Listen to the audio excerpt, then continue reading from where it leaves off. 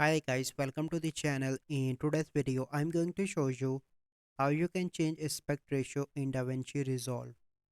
So here you can see that I added a clip. So you simply need to go on to the media pool first. Then here you can see three options. So you simply need to click on this list option. Timeline, click here, click on timeline settings. And here you need to uncheck this option. And from here you need to change the resolution. I'm going to change 1080 into 9020 and click on OK, and now you can see that aspect ratio is changed.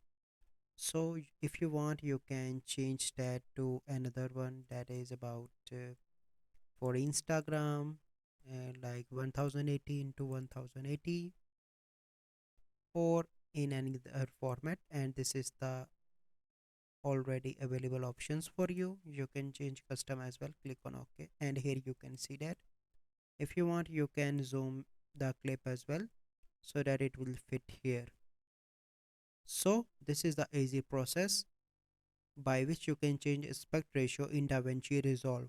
So I hope you find this video helpful. If you find this video helpful, must like this video, subscribe to our YouTube channel for future videos. We'll see you in the next video.